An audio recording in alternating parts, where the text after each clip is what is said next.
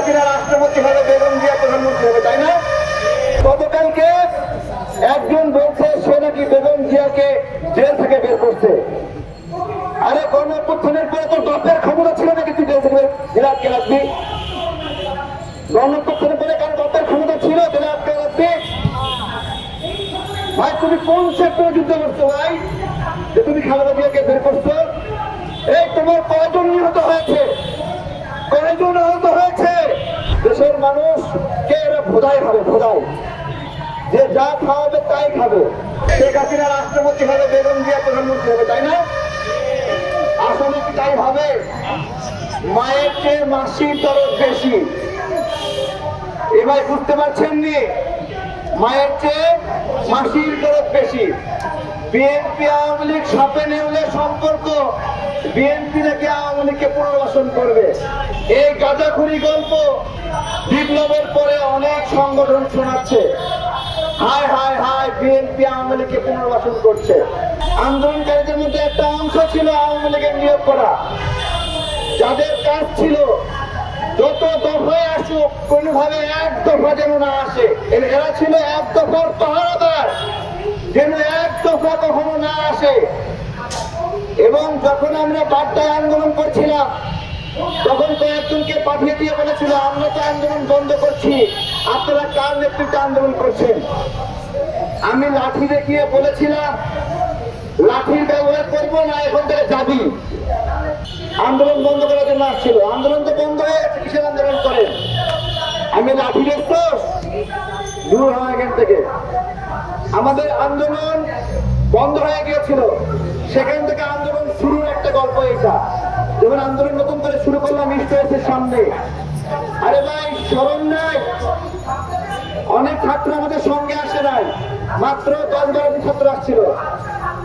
ছাত্র বাড়ানোর জন্য আমরা কিছু এনআইডি কার্ডও, আমরা কিছু আইডি কার্ডও বানিয়েছিলাম। এই আন্দোলনে অনেক গল্প আছে। যুদ্ধের কোনো সততা নাই, যুদ্ধে যেভাবে হোক জয়ী হতে হবে, আমাকে জিততে হবে। ওই জিতার প্রাণপণ সংকল্প নিয়ে আমরা লড়াই করেছিলাম।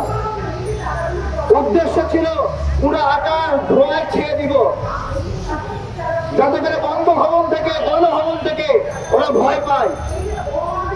গাছের কাঁচা পাতা নিয়ে আগুনের মধ্যে দিচ্ছি, যে যেন ধোঁয়া বাড়ে।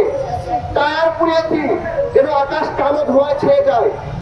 এই আন্দোলনের অনেক গল্প রয়েছে এবং সেই সময় আমরা দেখেছি বাড্ডা থানা, বিভিন্ন থানার কাউন্সিলররা কিভাবে ছাত্র জনতার বিরুদ্ধে পিস্তল হাতে নিয়ে গুলি করেছে, ভারী বন্দুক দিয়ে গুলি করেছে।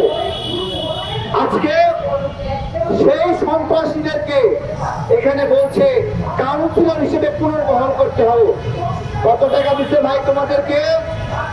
তোমাদের কবে কার বন্ধুতা না, কবে থেকে বন্ধু হলো দেখাও। হঠাৎ করে বন্ধুত্ব হয়ে যায়, কাউন্সিলরকে তুমি যুদ্ধ ঘোষণা করতেছ যে কাউন্সিলরকে পুনর্বহাল করতে হবে। কুমিল্লা থেকে এক কাউন্সিলর ফোন দিচ্ছে, বলতেছে ভাই আমি তো আওয়ামী লীগ করি না, আমি অমুক বিরোধী দলের। আমি বললাম আপনি বিরোধী দলের, কিন্তু আপনি নির্বাচন করছেন কেন? তো বলতেছে দল থেকে আমাকে গোপনে বলে দিছিল নির্বাচন করো, সমস্যা নাই।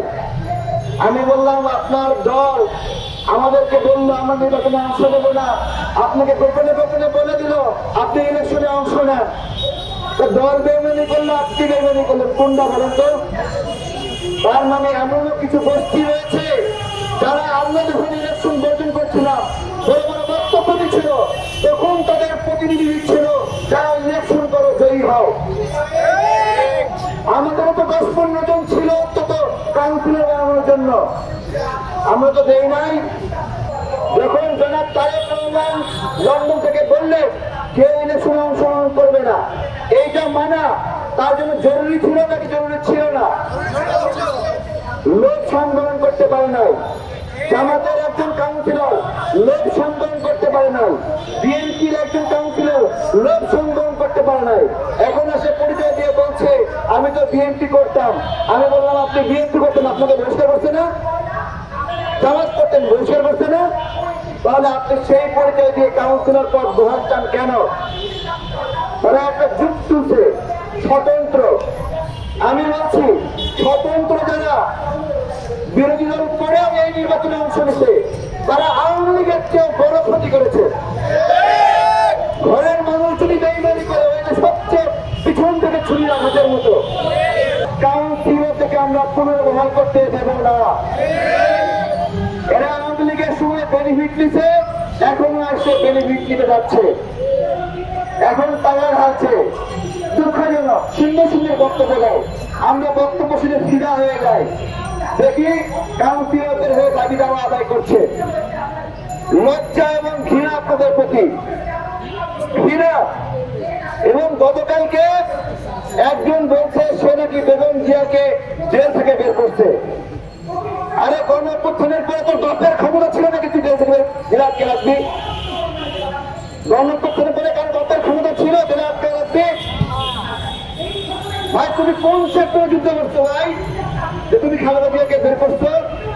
এই তোমার কয়জন নিহত হয়েছে, কয়জন আহত হয়েছে? তুমি বলো বেগম জিয়াকে তুমি জেল থেকে বের করছো? ব্যাধি করে এগুলা।